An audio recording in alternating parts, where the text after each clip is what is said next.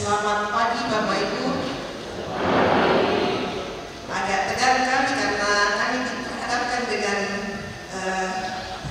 biasanya kami 34 orang pendeta yang kami bersama yang kami dibawa, tapi hari ini pakai gedung ini dan semuanya pakai kolar. Pak Amai saja itu sampai sudah datang membantu Pak. Ya, semoga istirahatnya tadi malam menyenangkan walaupun kamarnya kamarnya cukup menyenangkan dengan kapasitas yang di luar yang seharusnya.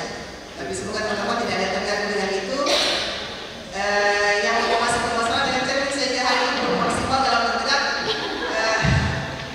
Sudah ada cermin ini nanti akan dipasang, ya, sehingga nanti siang sudah bisa dibagus bedanya. Bantal beli kali mohon maaf, memang tidak siap dan bantal beli biaya. Sepertinya tidak akan dimasukkan dalam anggaran ini pendeta.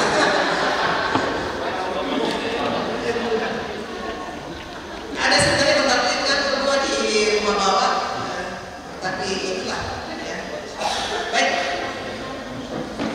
kita akan bersama-sama beribadah pagi ini akan dipimpin oleh Bapak Pendeta Stefanus Amai Bungaran. Mari kita siapkan diri kita. Ta sangat badan sama nasa kuli kepala di buang. Ta nasa yang mualan buang butuh keselamaran. Kau buangku ke bumi mana pun.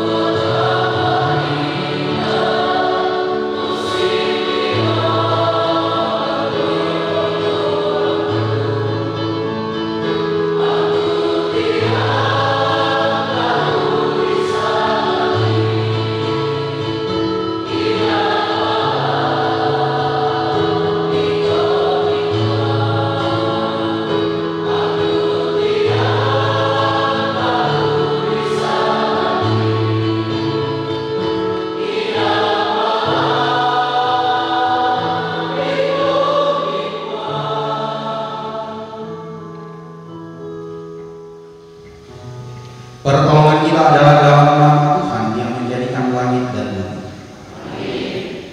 Salam kepadamu dari segala halus.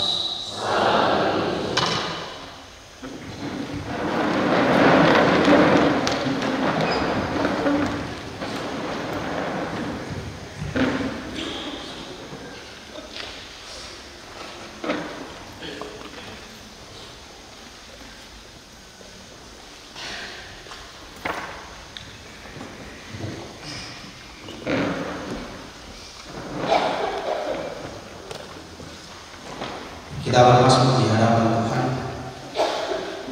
Kiranya Tuhan menjawab engkau pada waktu kesesakan. Kiranya dikirimkannya bantuan kepadamu dari tempat kudus. Kiranya diingatnya segala korban persembahan. Kiranya diberikannya kepadamu apa yang kau kehendaki.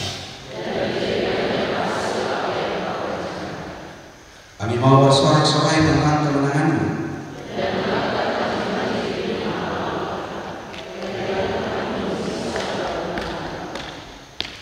Sekarang aku tahu bahwa Tuhan memberi kemenangan pada orang yang diurapinya.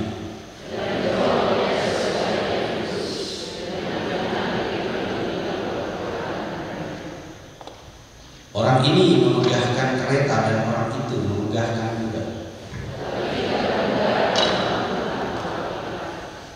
Mereka rebah dan jatuh.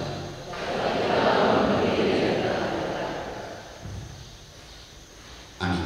Kita berdoa.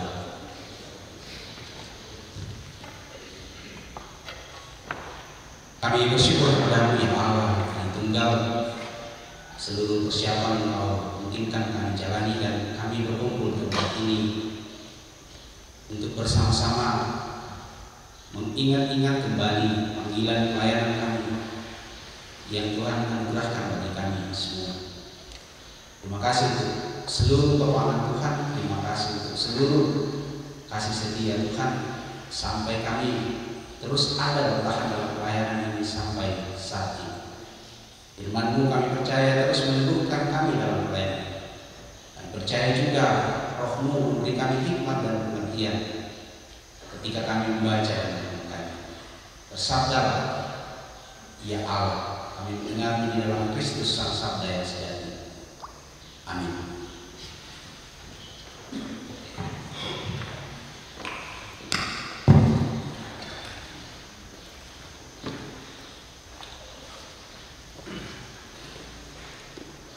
Dua Korintus 5 ayat 6 sampai 17 bacaan kita di hari Minggu kemarin.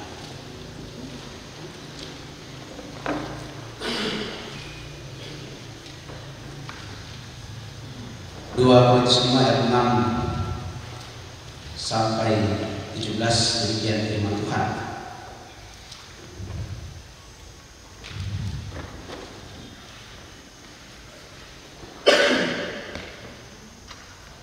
Maka oleh karena itu hati kami senantiasa tabah, meskipun kami sadar bahwa selama kami mendiami tubuh ini, kami masih jauh dari Tuhan.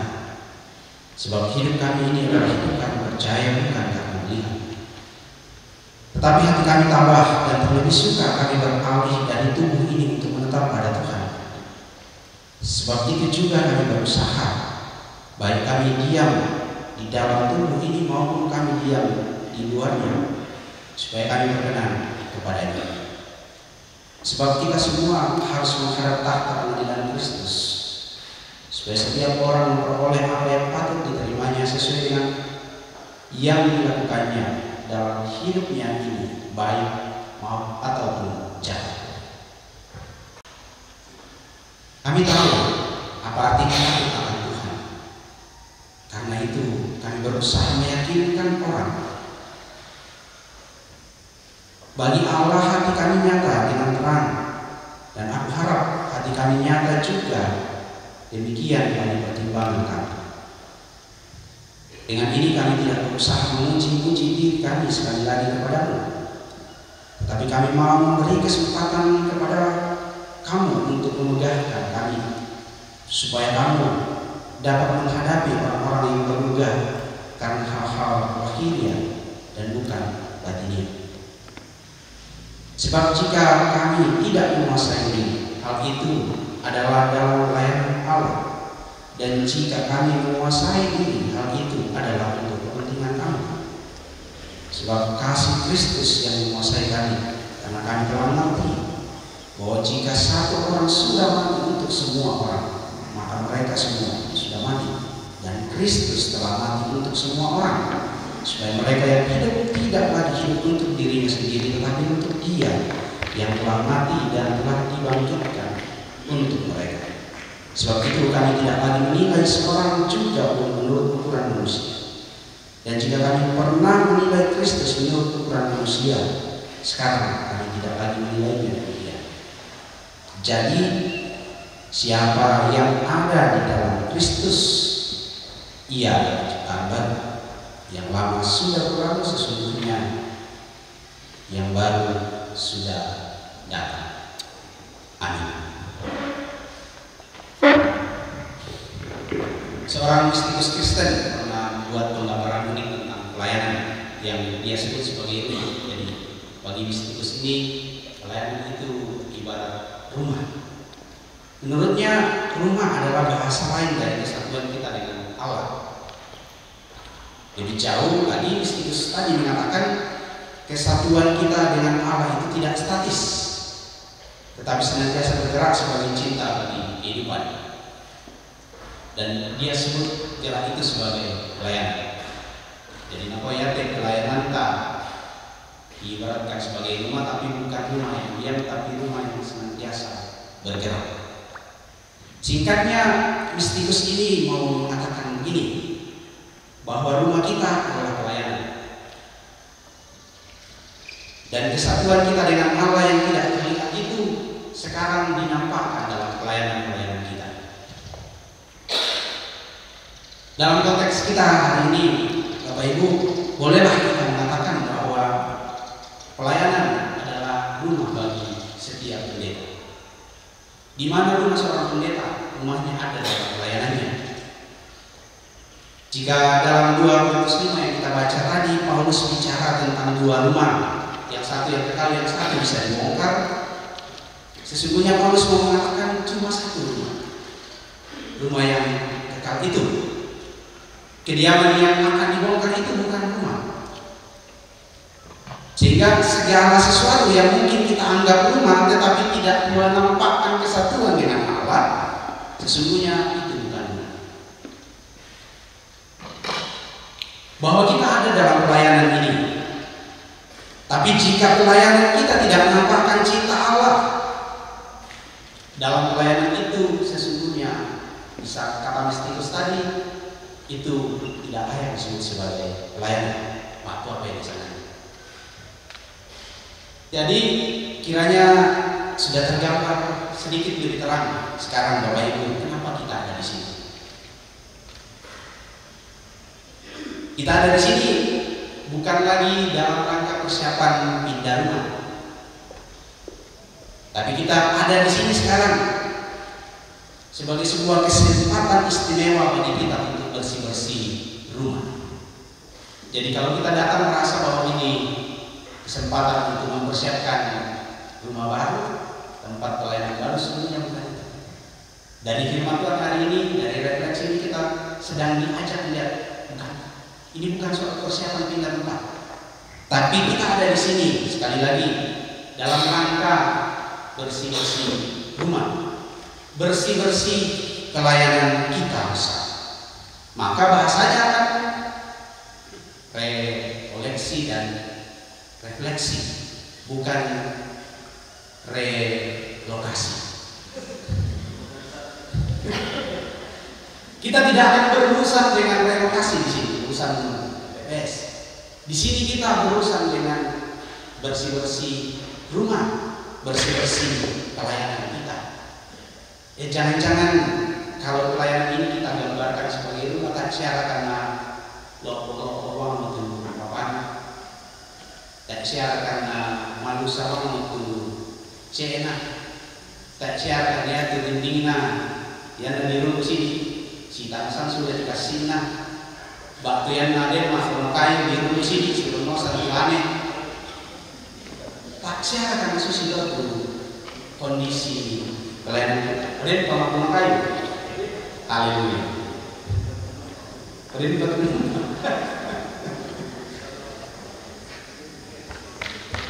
Atau dalam bahasa yang agak lain bisa kita katakan begini, jangan-jangan terkait dengan bersih-bersih rumah, bersih-bersih pelayanan sebagai sebuah refleksi di sini, jangan-jangan bahasa-bahasa pelayanan kita tidak lagi digerakkan oleh venue, tapi oleh Fulus. Percakapan-percakapan kita bukan lagi tentang kebajikan dalam Tuhan, tapi berapa banyak tak siap.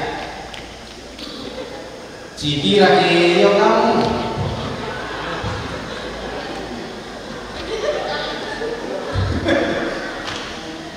ya kayu nami. Yan na benes dari 13.000 kalau kayu nami. Menarik untuk dibicarakan dan menjadi bagian dari pelayanan kita. Tapi apakah memang itu yang harus kita terapkan dalam pelayanan ini? Sehingga percakapan kita bukan lagi soal apa yang bisa saya berikan, tapi apa yang bisa saya dapatkan. Bapak saudara-saudara, idealnya rumah itu selalu dirindukan, atau ada yang sedang tidak di rumah. Pak Frans ini rindu sekali sama rumah. Ketika saya memikirkan tentang rumah, yang saya pikirkan adalah sebuah tempat yang penuh dengan cinta. Dan itu ideal. Tapi mari kita bicara fakta. Faktanya bagi beberapa orang rumah itu adalah teror, neraka, bir teror dan neraka. Maka rumah cinta bisa menjadi rumah horor. Kalau kita pakai bahasa mistis tadi, menghubungkan pelayanan dan rumah, jangan-jangan begitu juga. Pelayanan ini kalau di awal sesuatu yang mestinya kita rindukan sebagai tempat mengalami cinta bersama dengan Tuhan. Tapi jangan-jangan pelayanan ini telah menjadi sesuatu yang horor bagi kita.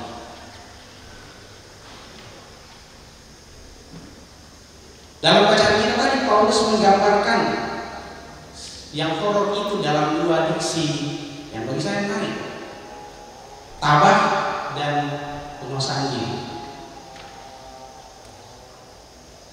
Dua diksi yang dipakai oleh Paulus dalam bacaan kita, tabah dan penguasaan diri.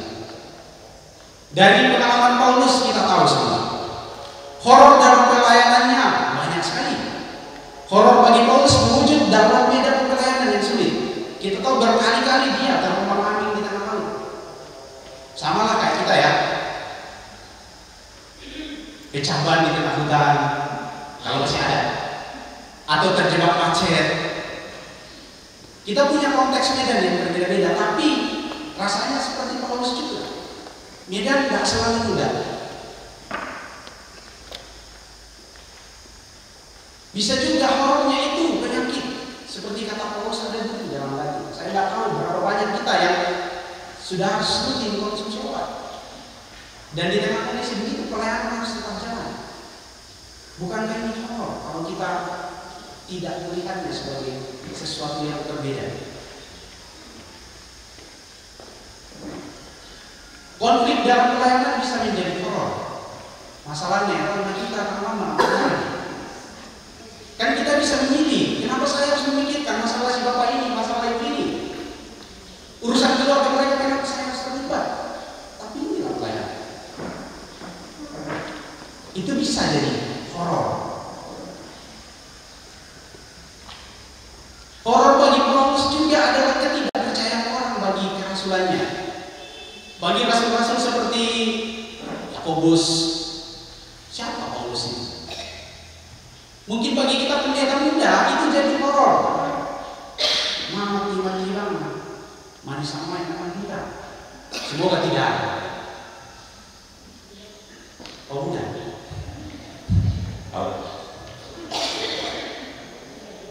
Atau kita yang di penghujung pelayanan beberapa tahun lagi, emeritus, dan orang mengatakan apa terlalu beda atau berdua. Bukankah itu horor? Kapasitas pelayanan kita diragukan. Paulus mengalaminya. Dan ini yang bisa kita bahasakan sebagai sesuatu yang horor dalam pelayanan.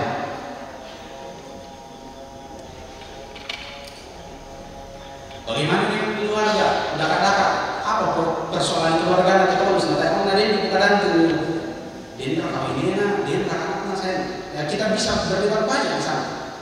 Tapi oke, Pak, kita nggak bisa punya bukti valid dari Alkitab tentang bagaimana Paulus berusaha dengan keluarga. Tapi bukankah juga bagi kita ini sesuatu yang horor? Kondisi anak kita, si tangira di mana?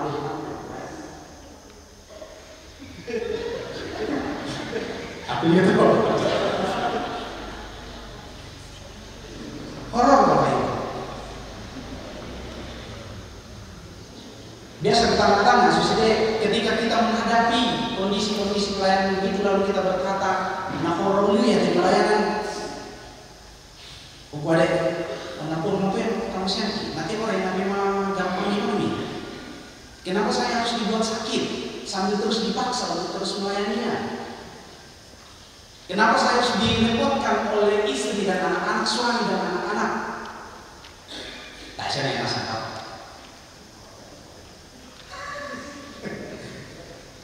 Kenapa saya disusahkan dengan keadaan seperti ini? Bisa saja kita bertanya, karena yang membuat, tapi kenapa saya ada di sana dan susah-susah? Nah sayangnya kita tidak punya banyak jawaban untuk pertanyaan-pertanyaan itu. Bahkan sampai sekarang mungkin banyak di antara kita terus bertanya dan mungkin sakit, mungkin sakit, maka itu untuk melayani. Tapi toh tidak datang juga jawaban atas pertanyaan itu. Paulus punya jawaban, tapi saya tidak tahu Bapak Ibu, apakah ini bisa melegakan bagi kita? Jawaban Paulus tadi tabah. Bukankah yang berkata deh? Cakap-cakap saya dengan biasa, kemudian kita cerita tidak ada yang bermula lagi. Nah itu sabar lagi, tak siapa orang yang memang itu sabar. Tapi firman Tuhan bilang itu tabah. Bila kita siapa tadi? Di tengah kalau pelayanan tadi lalu datang firman Tuhan tabah. Masih melegakan atau bagi kita pendeta? Enggak itu katanya toh. Dan siapa? Si Daud. Tabah yang dimaksud Paulus di sini Bapak Ibu, tarontes, confident, percaya diri, percaya. Itu tabah yang dimaksud dalam pembacaan kita. Ya dari bahasa Lambung kira-kira apa tuh Paulus itu nangor ya. Dan untuk menghadapi horor itu saya harus tetap percaya bahwa saya tidak pernah berjalan sendiri. Ini spiritualitas yang ditawarkan Paulus. Spiritualitas maraton kata banyak orang. Bapak Ibu lihat pelari maraton. Di mana itu benar tapi tetap berlari. Ketabahan seperti itu yang diminta dan diaminkan oleh Paulus yang meneguhkan dia dalam pelayanannya. Saya tidak tahu apakah ini masih meneguhkan kita. Kalau kita juga harus berkata hari ini dari firman Tuhan. Beranilah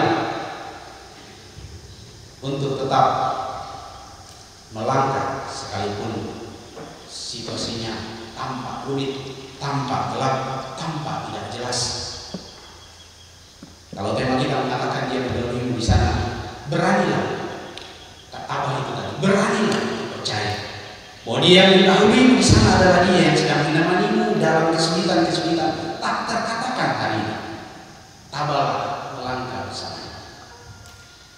Ini yang firman Tuhan katakan bagi kita hari ini di tengah horor yang pertama tadi.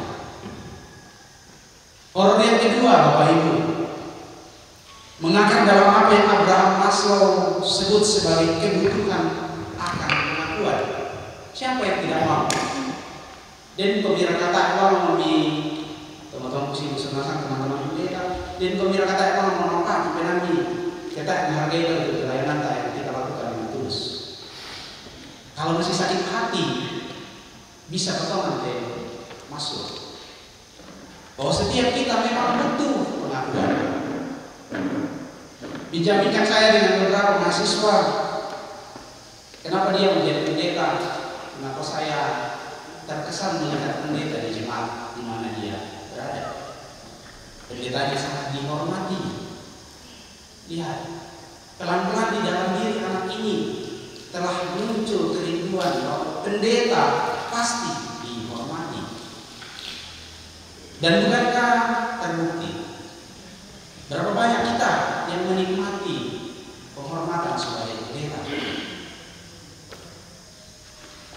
Tapi ini bisa menjadi horor, Bapak Kenapa bisa menjadi korup? Ketika penghormatan itu kita klaim sebagai inilah karya saya.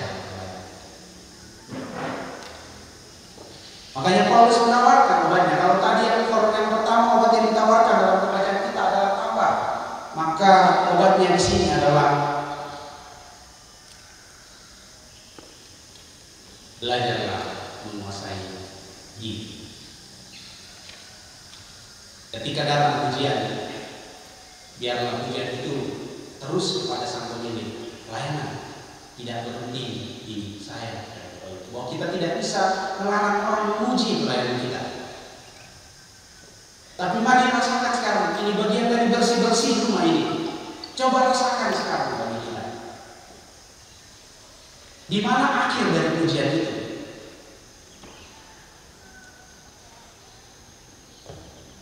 Kalau kita perhatikan bahasa yang dipakai Paulus, menguasai diri, sebenarnya ini mengarah pada sesuatu yang menarik, bahwa menguasai diri ini dalam rangka bagaimana membahasakannya?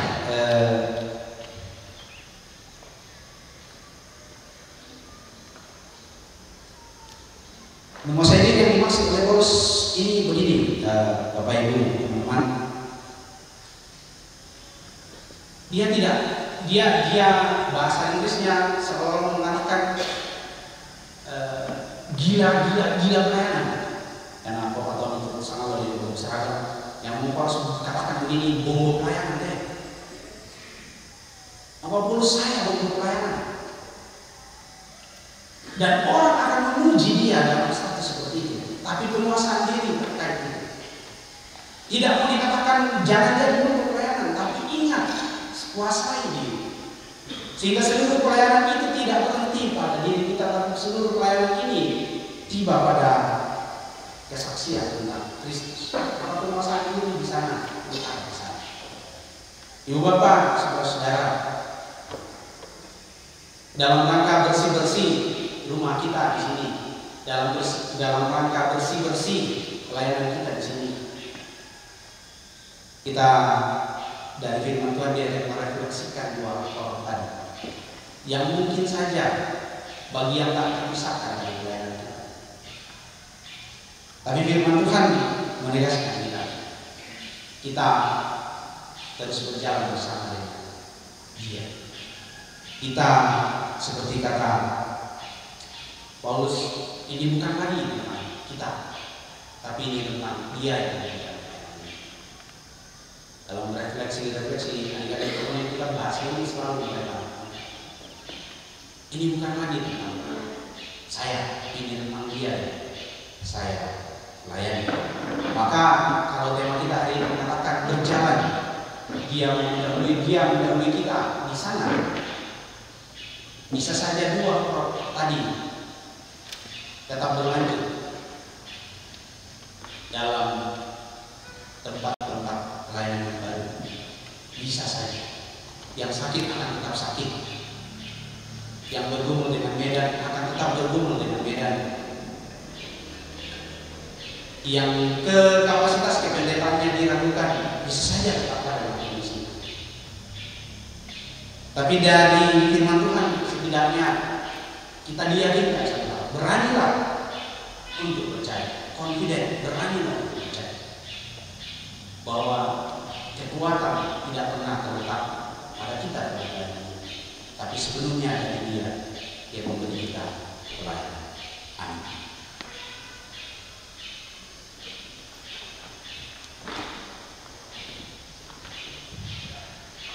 Mari saudara-saudara, kita sediakan cermin kita di HP untuk bercermin diri.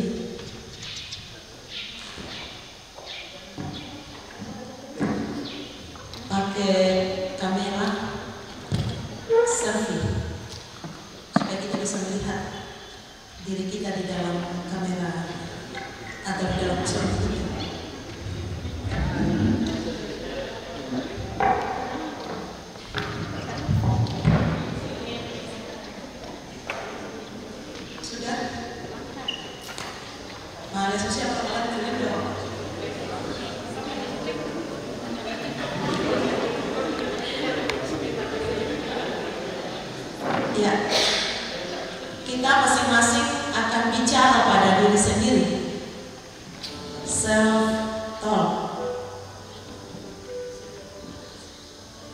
Dan karena itu menggunakan kata engkau, saya hanya memandunya, dan masing-masing kita sekali lagi bicara kepada dirimu, kau yang ada di dalam cermin itu.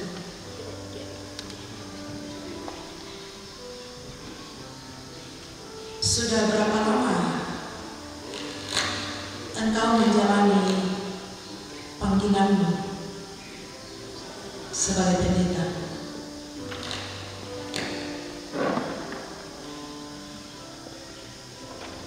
Kalau engkau mengingat-ingat,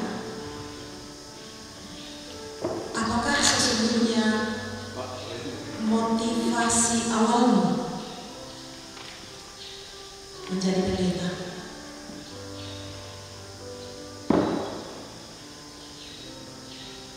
Mengapa kau mau menjadi pendeta?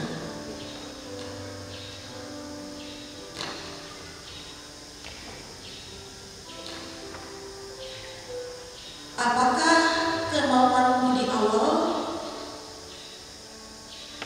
motivasimu semula mau menjadi pendeta, masih seperti yang sekarang?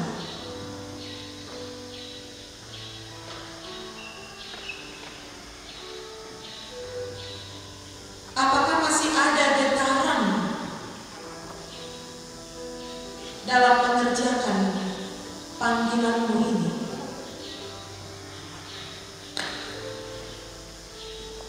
Dan getaran itu karena engkau masih terus mendengarkan suaranya yang memanggil dirimu.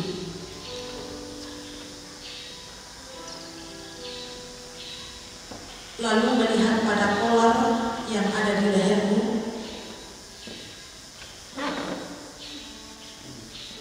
apakah polar itu sungguh masih tetap menyadarkanmu sebagai seorang yang berpemilik bahwa hidupmu tinggal langkahmu bukan pada keinginanmu sendiri, tapi pada keinginan sang pemilik, Tuhan yang meningkatmu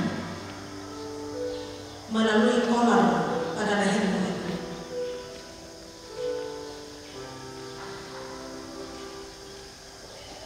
Dialah yang berkeinginan, dialah Tuhan atas seluruh hidupmu, dan sebagai miliknya, sebagai hambanya, kau sesungguhnya tidak punya hak, tidak punya keinginan atas dirimu sendiri. Apakah kolar itu menyadarkanmu demikian?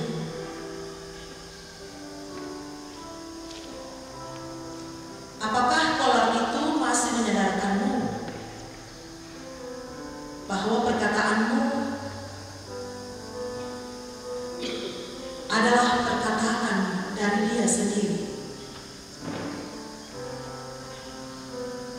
sehingga perkataanmu itu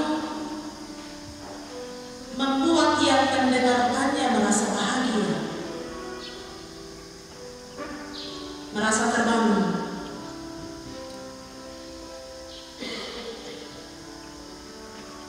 Ketika engkau berkolar, apakah juga itu berlaku bagi orang-orang di sekitarmu yang begitu dekat?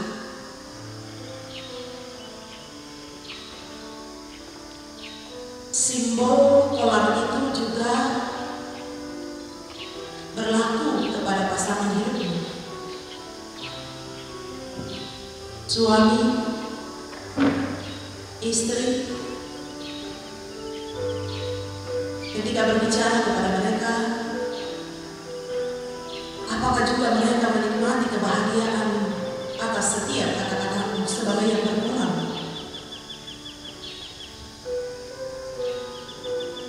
tidak berbicara kepada anak-anak?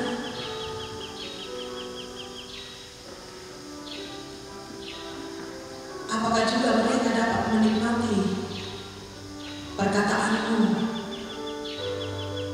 sebagai ibu, sebagai ayah yang berkolam?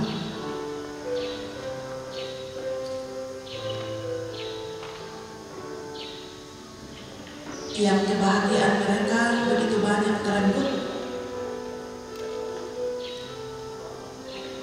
oleh karena berkolammu lebih banyak dan bahkan mungkin sepanjang waktu ada di luar rumahmu sendiri.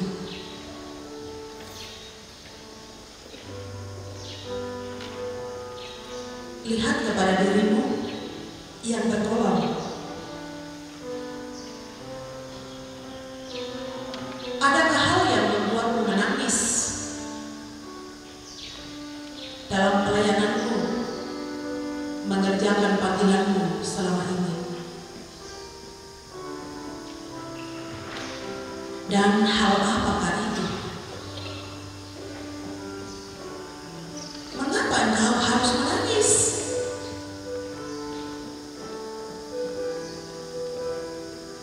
Atau adakah hal yang membuatmu begitu berbahagia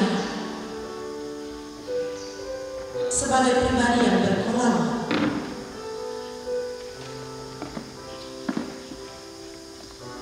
Apakah yang membuatmu berbahagia itu?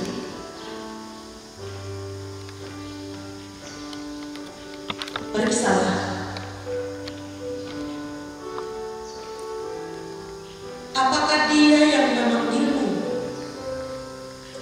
yang memegang ikatan pada lehermu, kolarmu? Masihkah dia yang menjadi alasan kebahagiaanmu?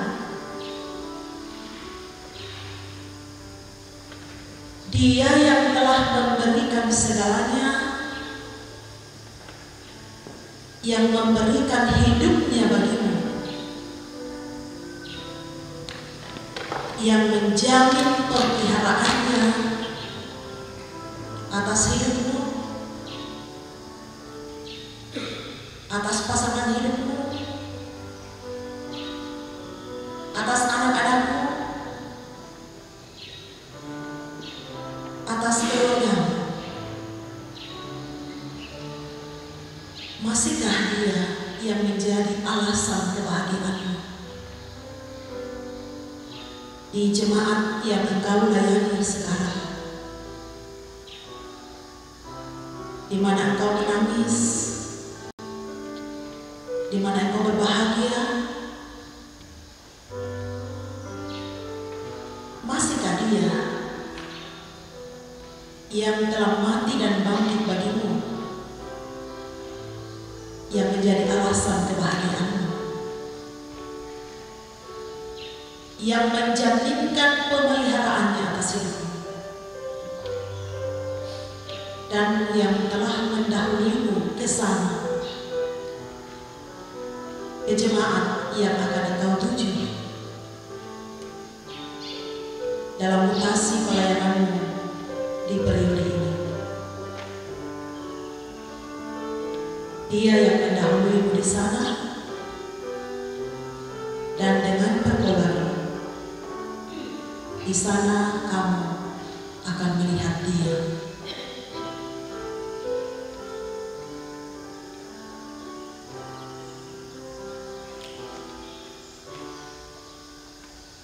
Amin.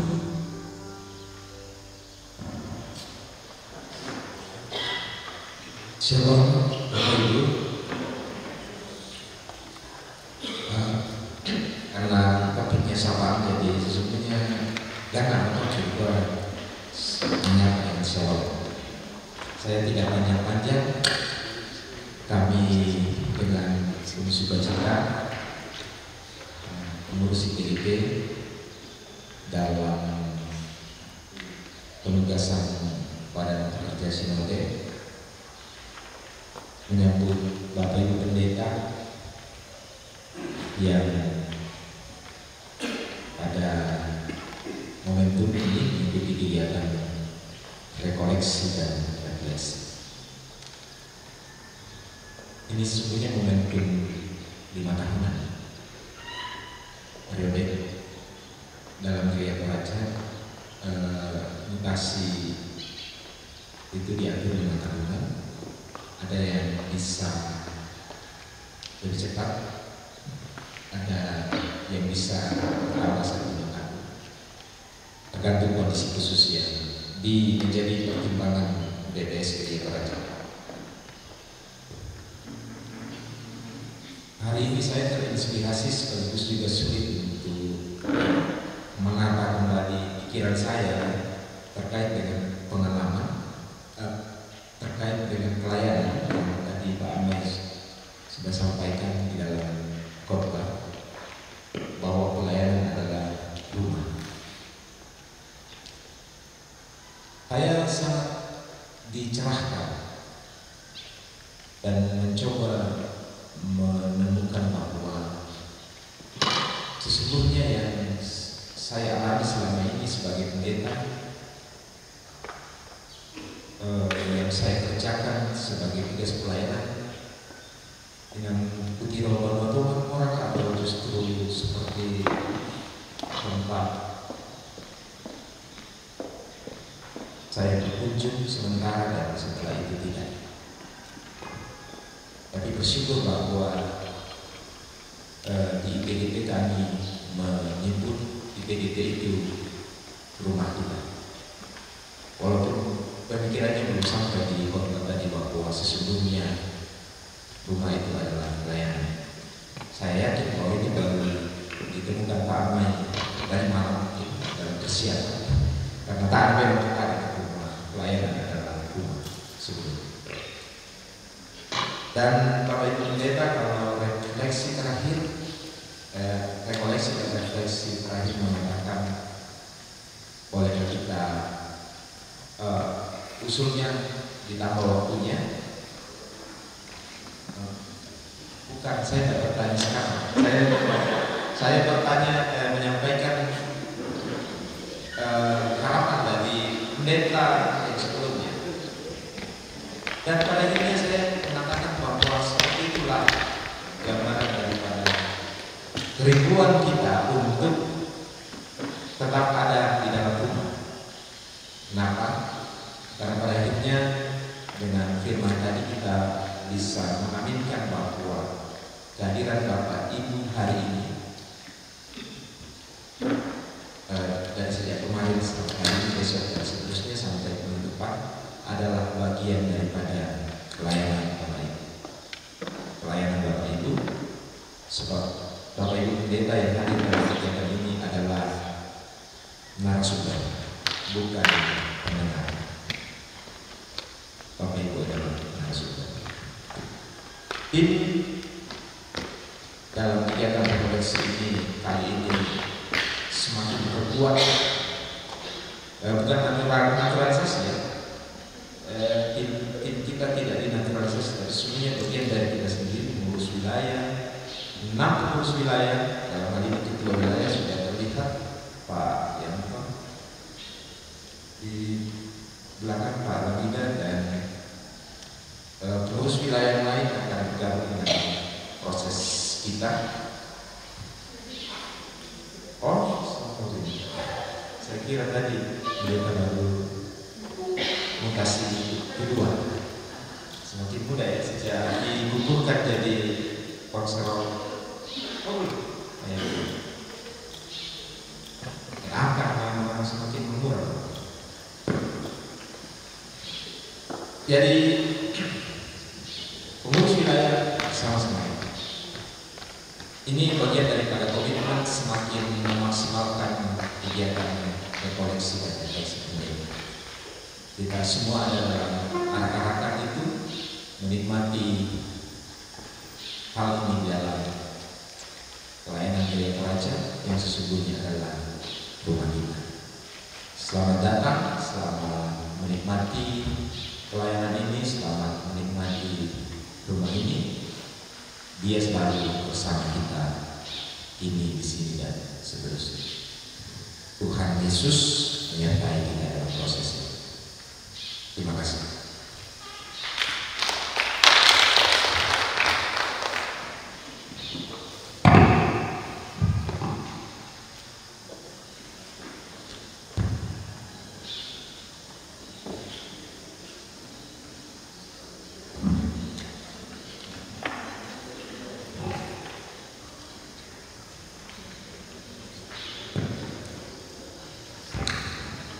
Selamat pagi Bapak Ibu Saudara, selamat berjumpa di Kang Mentue. Kalau Pak Direktur katakan tadi rumah kita di TGT. Selamat kita menikmati kepercayaan yang diberikan Tuhan melalui tanggung jawab pelayanan di jemaat.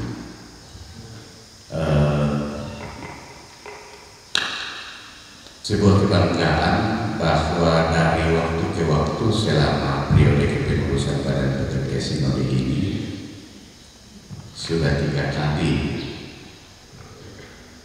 rekoleksi dan refleksi ini dilaksanakan. Pertama kali periode kepengurusan ini dihadiri kurang lebih 35 orang. Mungkin karena orang lalu mengatakan apa lalu dia lalu rekoleksi dan bagi siapa ini. Lalu rekoleksi yang kedua, karena peserta rekoleksi yang kembali bercerita kepada teman-teman, akhirnya dihadiri oleh 50 orang lebih, dan masih kita melaksanakan di rumah kita di TGT. Walaupun waktu itu juga peserta rekoleksi itu 70 orang lebih.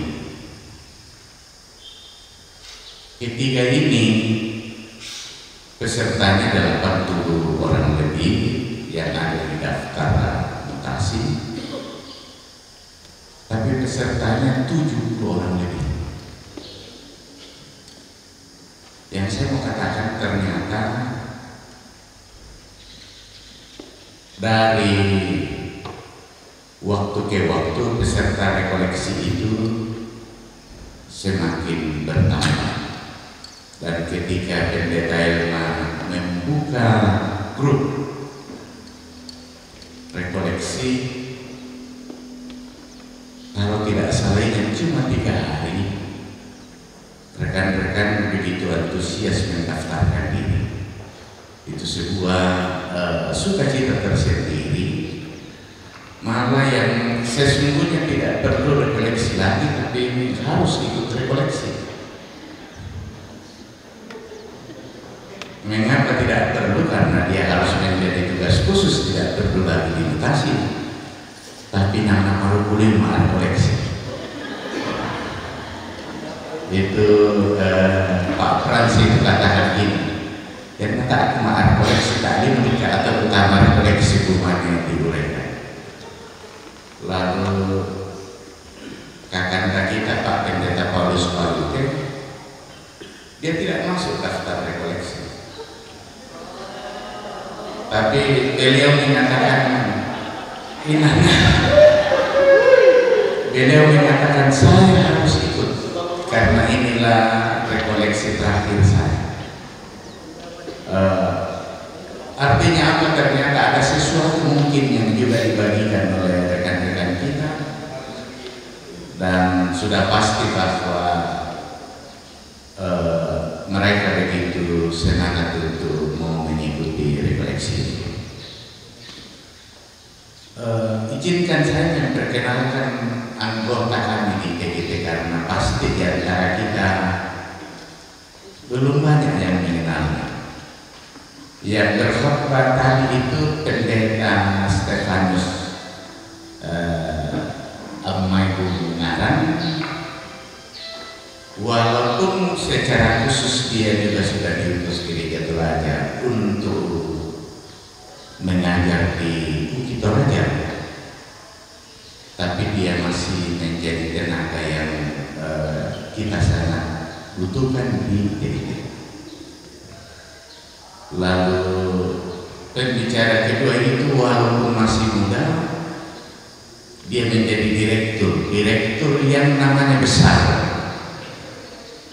tapi tidak sebanding dengan nama direktur itu yang oleh Pak Amai katakan tadi, yang sering dipercakapkan.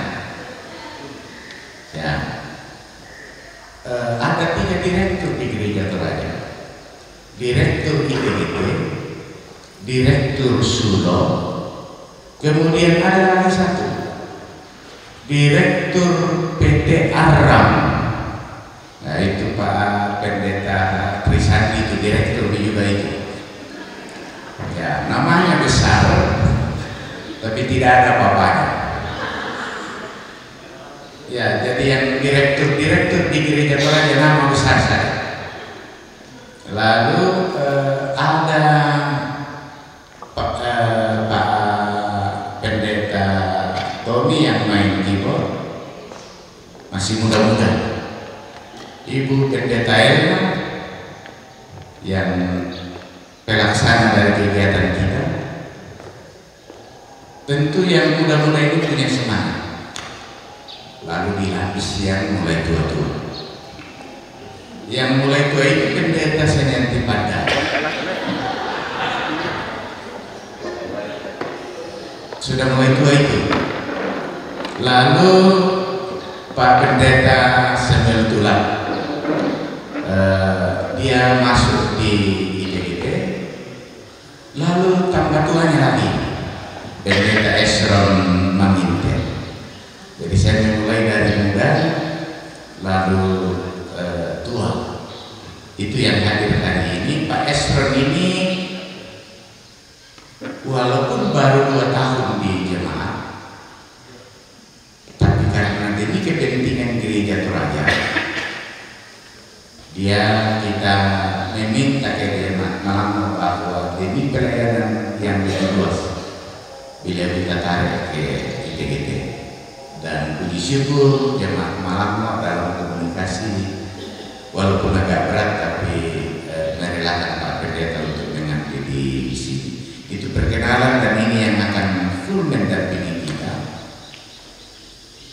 Yang lain, rekoleksi ini juga dihadiri oleh ketua-ketua wilayah. Barusan rekoleksi ini full ketua wilayah dan hadir. Ada ketua yang hadir sekarang ini yang jauh-jauh, ketua wilayah 6 Ibu Pendeta Sila, lalu ketua wilayah 5 ini sudah pensiun tapi belum emeritus. Lalu pendeta yang sama baru tiba, Pendeta Lamida, Pak Ketua wilayah 2, jadi Pak Yosama itu Ketua wilayah 4, Pak Pendeta Lamida Ketua wilayah 1, Pak Pendeta Simon Pelamba masih ada urusan tapi akan datang. Oh sudah ya? Bagaimana? Domo Polekoko Pak Pendeta Simon Pelamba yang terakhir itu, dia dulu Pak Lamida dong. Pak Pendeta Lamida, lalu Pak Pendeta Asep akan datang pada siang-siang hari. Ini sebuah sukacita kita yang luar biasa bahwa barusan rekoleksi ini dihadiri oleh semua ketua-ketua wilayah. Mengapa dia yang akan berproses bersama kita? Ketua-ketua wilayah ini adalah panitia personal. Dan karena itu berharap kita untuk mereka mengikuti semua proses sehingga mutasi kita betul-betul adalah mutasi yang mengisi jemaat, yang menjawab kebutuhan jemaat, bukan pertama menjawab kebutuhan pendeta. Kita akan mutar ini Bapak Ibu. Jadi kebutuhan jemaat ya dulu tuh di Tiro, tamane undakaran nih pandita. Si salah semua, sapanya na pandita modal di Tiro, kira-kira saya nggak tahu. Ya jadi jemaat ya dulu, bumen di jemaat ya yang kita menelan aturan kita di luar, jadi di pokoknya itu kebutuhan pelayanan. Lalu kebutuhan pelayanan itu disesuaikan dengan proses. Misalnya nakwa pengen itu di komuan ini nama ini. Saya misalnya Pak Susian Bangtong. Oh tak nggak bisa moneto kemana kota keadaan. Sebab itu ada antara muan ini nama ini. Nah Pak Susian Bangtong.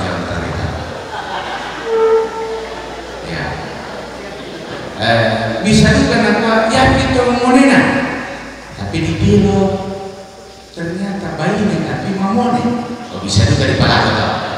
Nah bisa juga tau. Ya atau bisa juga sebaliknya.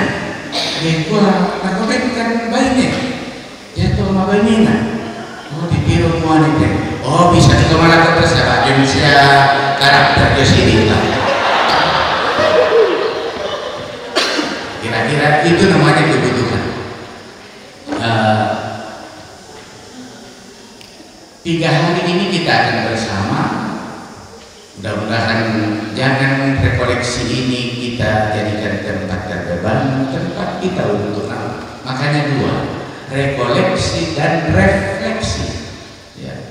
Jadi di kuasia koleksi tapi harus ada refleksinya. Asusi mau karaoke bogi jauh sama. Kau yang merefleksi tak sebenarnya. Karaoke bogi sampai di panggung juga dengar itu suara dari bawah. Nah, tapi kan kalau kena sana Pak Henry Budi Karim itu dahulu. Ya, saya kira itu yang akan kita nikmati selama di sini. Toh kalau ada kebutuhan lain Bapak Ibu berharap sekali kita fokus di sini selama 3-4 hari. Tapi karena namanya juga dan 5 kita ada paralel ditunda. Tentu lebih bukan ada bela-bela orang motor. Tapi jangan karena bisa saya ditunda lalu kita mencari alasan. Berharap sekali bahwa kita fokus di sini. Gak begitu nak syarat, nanti tak ada syarat itu jadwal. Sahabat biasa korban kita gua siapa pada tak ada syarat jadwal pelayananku. Jadi yang melihat sama pelayanan yang terjadwal. Semua kegiatan kita ini adalah jadwal. Bercerita, duduk bersama itu jadwal sebenarnya. Kita mau atau bijak berdiri. Berharap kita sebab pendidikan yang kita katakan pendidikan dewasa ini kita mau tuntir mendiopar di panonnya lonceng sisi proponen karena kita ini bukan proponen lagi. Kita semua adalah orang yang menjadi pemimpin di jemaat-jemaat. Terakhir saya katakan salam dari pengurus Badan Pekerja Sinode. Betul-betul hari ini akhir-akhir ini kita padat pakai di luar. Pak Sekum menjaga kantor bersama Pak Wasekum. Pak Tito saat mempersiapkan perayaan 100 tahun ini masuk simbol. Pak Ketua 5 mempersiapkan penanggulangan stunting bersama dengan pengurus-pengurus OIG. Jadi betul-betul semua kita fokus pada bidang masing-masing. Mungkin di sela-sela waktu itu mereka akan berkunjung ke Tanah. Jadi mereka menitip salam hangat dari Badan Pekerja Sinode untuk rekan semua. Karena itu memulai kegiatan ini saya mengundang saudara-saudara untuk berdiri. Lalu kita memulai kegiatan kita di dalam doa dan syukur kita. Di dalam nama Bapa, Anak dan Roh Kudus.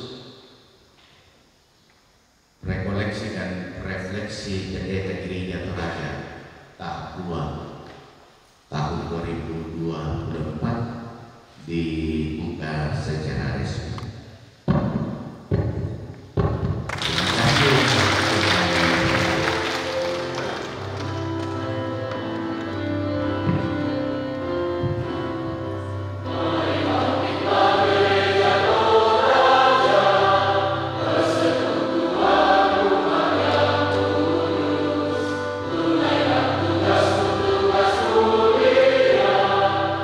Memberikan Injil Kristus